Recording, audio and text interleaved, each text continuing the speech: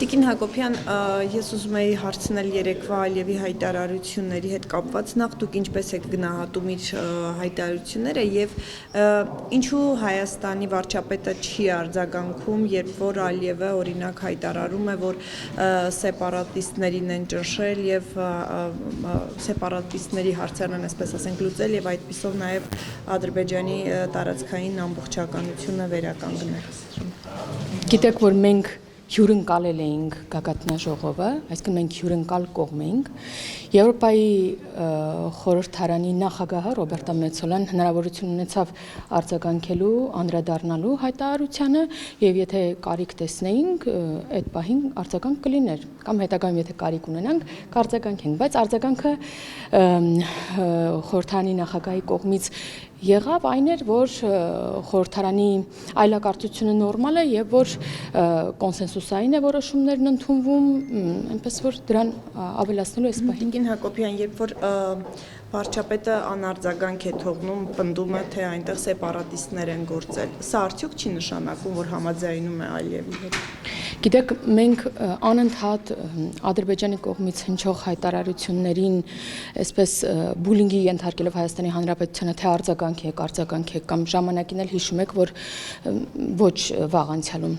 պարբերաբար կրակոցներ կային ադրբեջանական կողմից, էլի բուլինգի էր ենթարկվում Հայաստանի Հանրապետությունը, թե արձագանք եք, նույն կերպ գործեք, բայց մենք մշտապես հայտարարում ենք, որ մենք ունենք նպատակ եւ օրակարգ եւ մենք մեր օրակարգով առաջ ենք շարժվում եւ ոչ ոք չի ասել, որ այս ընթացքը հեշտ է լինելու եւ հենց դրա համար էլ երևի անհրաժեշտություն կա ունենալու պայմանագրեր եւ հավելյալ երաշխիքներ։ Տիկին Հակոբյան, երբ որ չենք արձագանքում, չի նշանակում, որ համաձայնում է Հայաստանի իշխանությունը Ալիևի ասածների հետ։ Երբ որ կրակոցներ կային եւ մենք պատասխան չենք կրակում, նշանակում է մենք համաձայն ենք այդ կրակոցի հետ։ Ուղղակի մենք ворթեգրել ենք խաղաղության օրակարգը եւ այս օրակարգով առաջ ենք շարժվում եւ ոչ ոք չի ասում, որ այդ ընթացքում չեն լինելու խոչընդոտներ, հայտարարություններ, գործողություններ եւ այլն, բայց դա չի նշանակում, որ մենք պետք է մեր ուղուց շեղվենք եւ միշտ չէ որ չէ խաղաղության օրակարգի մի մաս։ Եվ Տիկին Հակոբյան, այո, բայց ելի եմ ասում, ոչ ոք չի ասել, որ հեշտ է լինելու։ Եկեք ընդունենք, ընկալենք, որ մենք ավելի շատ ենք ուզում խաղաղություն։ Եկեք այդպես ընդունենք եւ փորձը տարիները այս ընթացքում ամիսները ցույց են տվել, որ երբ որ մենք մեր ուղուց չենք շեղվում, անկախ նրանից ինչ է հնչում Ադրբեջանի կողմից, ինչ է հնչում երրորդ երկրի կողմից, ինչ է հնչում ներքին ընդդիմության կողմից, սա ի վերջո։ Դուք կարծում եք, որ արձագանքը այդ պահին կարող է վնասել խաղաղության գործընթացին։ Ես չեմ ուզում մեկնաբանել հիմա վարչապետի գործողությունները։ Ես ասացի, որ մենք հյուրընկալող երկիր ենք եւ Եվրոպայի խորհրդարանի նախագահը հնարավորություն ունեցել է որպես պատասխանող կողմ դրան արձագանքելու եւ եկեք հիմք ընդունենք խորհրդարանի նախագահի մեկնաբանությունը։ Տիկին Հակոբյան, այդ խաղաղության գործընթացի վերաբերյալ Ալիևը իր ելույթում նշեց, որ չնայած բոլոր այն մարդկանց ջանքերի, ովքեր փորձում են խաթարել գործընթացը, ում նկատի ունեցեք ձեզ։ Դե ես պետք է Ալիևի հայտարարությունների մեկնաբանեմ։ Ովքեր են փորձում յուրաքանչյուրը կարող է իր մեկնաբանությունն ունենալ եւ ես չեմ ուզում հիմա ենթադրություններ անել, թե Ալիևը ում է նկատի ունեցել։ Ըստ էս, բայց կան այդպիսիք, ովքեր որ փորձում են։ Ես էլ իմ խոսքում, եթե ֆիքսեցիք, ասացի, որ որքան էլ Ադրբեջանի կողմից կլինի, երրորդ երկրի, երրորդ կողմից կլինի, թե մեր ներքին ընդդիմության կողմից կլինի այդ խոչընդոտների հարուցումը, մենք այդ խոչընդոտներից չենք ընկրկում եւ մեր ուղուց չենք շեղվում, որովհետեւ սա ցույց է տվել, որ մենք նման գործողություններով միայն ի նպաստ Հայաստանի ենք որոշումներ ընդունում եւ գնում ենք դեպի այդ ուղղությամբ, որովհետեւ այսօր մենք ունենք Ադրբեջանի հետ երկկողմ օրակարգեր, դրանք դելիմիտացիային, դեմարկացիային են ուղղված, խաղաղության համաձայնագրին են ուղղված եւ ենթակառուցվածքների ապաշրջափակման կոմունիկացիաների։ Եկեղեցիները քանդում են դա, այսինքն խաղաղության մասին է։ Դա եւս մի խնդրահարույց, ախր տեսեք, օրինակ երբեմն դուք sense բարձրախոսները մեկնում եք ու ասում եք, այ որ Ադրբեջանը այսինչ հայտարարությունն արեց, այսինչ գործողություն է, սա ձեզ աջակցելու, ձեր ընտրվելու համար գործողություն է։ Արդյոք երբ որ եկեղեցի է քանդվում, սա նրա համար է, որ մենք չընտրվենք։ Ախր բանը ամբողջությամբ հիմա մեր ներքաղաքական կյանք է մխրճված Ադրբեջանը եւ Ալիևը եւ սա նաեւ լավ բանի մասին չի խոսում։ Սա նշանակում է, որ հերվից կարելի է կառավարել Հայաստանի Հանրապետությունը, որովհետև նրա բոլոր գործողությունները կախված են մեր ներքին հարցերի հետ։ Վարչապետը դրան արձագանքել է, կան պատմամշակութային ժառանգություն, կա նորակառույց եկեղեցի, ամեն դեպքում որևէ արժեք ներկայացնող որևէ քանդում ինչ-որ բանի դա հաճելի տեսարաններից չէ եւ վատ է, բայց սրանից արկախել մեր խաղաղությունը եւ մեր սերունդների կյանքը սա էլ ճիշտ չէ։ Տիկին Հակոբյան, Ալիևը ասում է ռազմական հանցագործներ են եւ դատվել են հենց դրա համար։ Հիմա դուք ինչ կասեք, ինչի համար են իրենք Բաքվի բանտում։ Մենք բոլոր գերիների, ռազմագերիների պահվող բոլոր անձանց համար ի սկզբանե պայքարել ենք, որ նրանք վերադառնան Հայաստանի Հանրապետություն, որովհետև գտել ենք, որ դա է ճիշտը։ Եվ այս ընթացքում մենք գիտեք, որ բավականին հաջողություններ ունեցել ենք, սակայն դեռևս շարունակում են Բաքվում մնալ մեր հայրենակիցները թվով 19 եւ բնական է, որ մեր ջանքերը նրանց վերադարձնելու շարունակվում են եւ շարունակվելու են եւ սա է մեր օրակարգը։ Ինչու համար են այնտեղ, ինչի համար են։ Դե հիմա ես դրան պատասխանեմ։ Եթե նայենք Բաքվի կողմից յուրաքանչյուրին մի հոդվածով է, սակայն մենք գտնում ենք, որ մեր հայրենակիցները պետք է վերադառնան Հայաստանի Հանրապետություն։ Ըստ ձեզ նրանք եւ անում ենք ամեն ինչ։ Գործներ են եղել Տիկին Հակոբյան, Ես Արցախի ռազմաքաղաքական ղեկավարությունը ես նման բան չասեցի եւ ես չեմ ուզում որակավորում անեն։ Նրանք մեր հայրենակիցներն են եւ գտնում ենք, որ նրանք պետք է վերադառնան Հայաստանի Հանրապետություն։ Տիկին Հակոբյան, ասեք, եթե Ադրբեջանը տարբեր ձևերով Ստեփանակերտի մայրտաճարի քանդման մասին հաստատվեց լուրը, այսօր էլ նաեւ լուրեր տարածվեցին համացանցում, որ հուշախոթով կա այնտեղ Լեռնային Ղարաբաղում դրա քանդման մասին լուրեր են շրջանառվում, սա արդյոք չի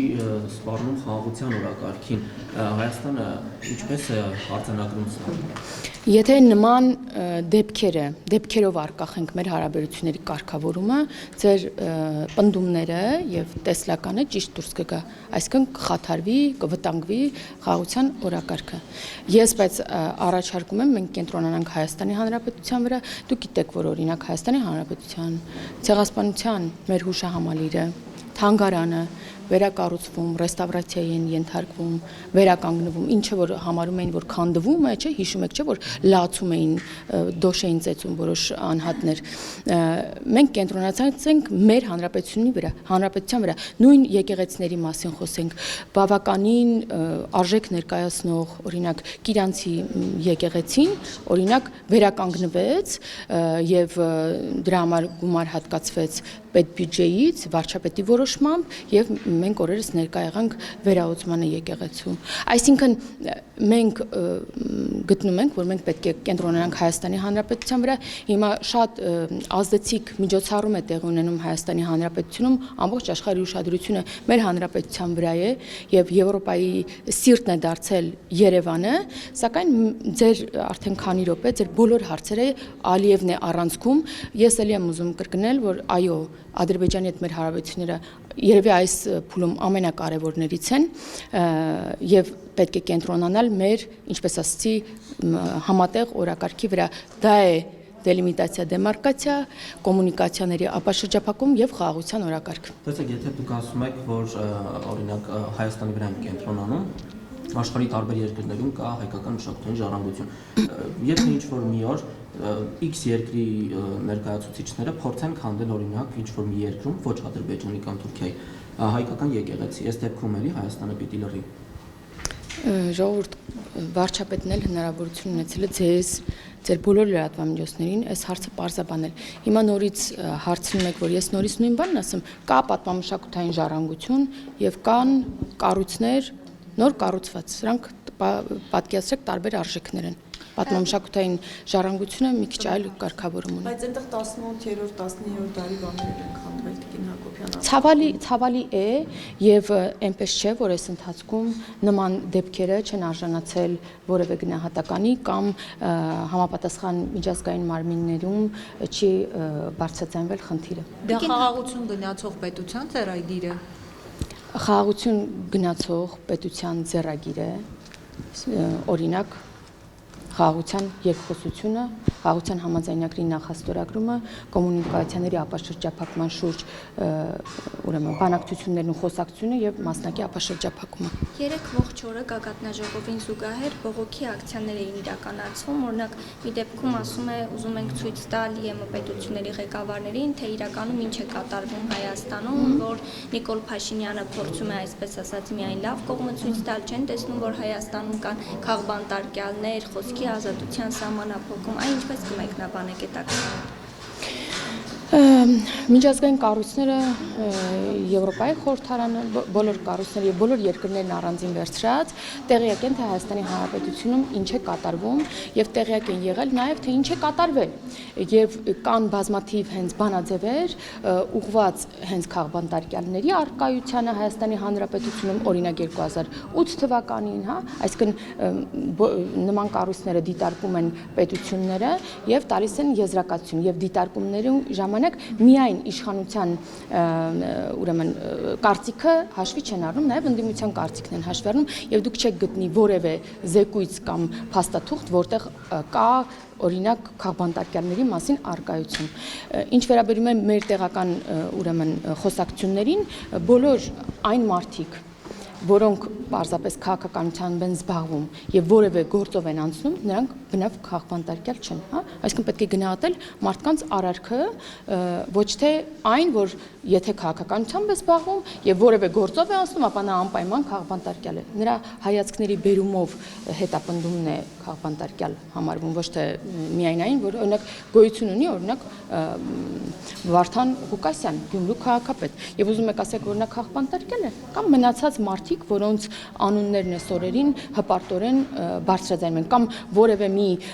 ուրեմն հայոյախոս բլոգեր, որը հանդգնում է բոլոր սահմաններն անցնել եւ նա համարվում է քաղբանտարկյալ, հա? Բայց 3 նաև ակցիայի մասնակիցների Բայց մի բան էլ շեշտեմ, բայց նորմալ է եւ տարածքեր նաև հատկացվել, մարդիկ կարողանում էին խաղաղ իրենց խոսքը բարձրաձայնել եւ սա եւս խոսում է ժողովրդավարության Բայց խոչընդոտ եղավ եւ չթողեցին քաղաքապետարանի մոտից քայլերթով շարժվել դեպի հաղթանակի կամուրջ, որպեսզի այնտեղ պետությունների ղեկավարներին կարողանան ասել, թե իրենց խոսքով ինչ է կատարվում Հայաստանում, դա ժողովրդավարություն է։ Եթե նկատել եք 50 երկրներից 500 անձ է այժմ պատվիրակությունների կազմում Հայաստանում եւ նման բարձրաստիճան պաշտոնյաների, դրանք երկրի ղեկավարներ են, նման բարձրաստիճան պաշտոնյաների երթևեկը կազմակերպելու համար, անխոչնդոտ ուրեմն երթևեկը կազմակերպելու համար նաեւ որոշակի սահմանափակումներ էր դրված անգամ, հա, չգիտեմ, դպրոցում, այսօր որոշ դպրոցներում կենտրոնում դասապրոցեսները on-line են տեղի ունենալու, որպեսզի հնարավոր լինի կազմակերպել, պատշաճ կազմակերպել, եւ սա նորմալ ուրեմն գործելավոճ է տարբեր երկրներում, ժողովրդավար երկրներում մենք չունենք այն հնարավորությունները եւ որ ազատ եւ երթևեկը լինի եւ նման պաշտոնյաները հնարավորություն ունենան նաեւ անվտանգ երթևեկելու, այնպես որ սա այդ հարցը լուծելուց ելներով է, որ որոշակի սահմանափակումներ են եղել եւ ոչ միայն նրանց համար, այլև բոլորի համար։ Տիկին Հակոբյան, խոսեցիք միջոցառման միջազգային ռեզոնանսների մասին, ստահեն տեղյակ եք, որ դաշնակից երկրում Ռուսաստանի Դաշնությունը բավականին բուռն են արձագանքում մեր երկրում տեղի ունեցող մեկ այս միջոցառմանը եւ ընդհանուր խանդով ու Ռուսաստանի Դաշնության պետական հեռուստատեսությամբ արդեն իսկ տեղեկատվական արշավ է սկսվել։ Կուզեի ձեր արձագանքը այս արձագանքի հետ կապված, նաև խաղաղության գործընթացին խոչընդոտողների համատեքստում արդյոք պետք է դիտարկել նաև Ռուսաստանի Դաշնությունը։ Մենք Ռուսաստանի Դաշնության մեր գործընկերներից ստացած արձագանքներն ասեմ, երբ որ մենք խոսում ենք միասին, նրանց համար կարևոր է օրինակ Հայաստանի ժողովրդավարությունը, Հայաստանի անվտանգությունը եւ կայունությունը տարածաշրջանում, այնպես որ նաեւ լինելով մեր մեծ տարածաշրջանի երկիր, նրանց համար դա է կարևոր եւ ես չեմ ուզում դիտարկել, որ անգամային տնտեսական որոշ խոչընդոտները, որոնք առաջ են գալիս վերջին օրերին մեր որոշ տնտեսվարողների մոտ, սրանք բան է, տնտեսական պատերազմ է Հայաստանի դեմ, որովհետև ես ելնում եմ այն կանխավարկածով, որ Ռուսաստանի Դաշնությունը մեր ռազմավարական գործընկերն է եւ չի պատրաստվում Հայաստանի Հանրապետության դեմ որևէ պատերազմ վարել, լինի տնտեսական թե այլ։ Ինչ վերաբերում է որոշ արձագանքներ, ես ճիշտ ասած շատ արձագանքներ հնարավորություն չեմ ունեցել օբյեկտիվ պատճառներով ուսումնասիրելու, որոշ բաներ է աչքովս ընկել օրինակ, հայերեն հայկական ազգանունով, Սիմոնյան ազգանունով մի կնոջ արձագանք, որը բացարձակ հայկականության մասին չէր, եւ այլ արձագանքներ դեռևս չեմ հասցրել տեսնել, եւ այսքանը ես չեմ գտնում, որ որևէ օրինակ, նման միջոցառումը, ինչպես աղաղակում է մեր ընդդիմությունը, կարող է խնդիր առաջացնել նույն Ռուսաստանի Դաշնության մոտ, կամ շատերը այսօր բարձրաձայնում են եւ օրինակ Իրանի Իսլամական Հանրապետության ուշադրությունն են հրավիրում դեպի Հայաստանի Հանրապետություն, տեսեք, այստեղ ինչ է կատարվում, բայց ակնհայտ է, որ մենք մշտապես ունեցել ենք փոխըմբռնում նույն մեր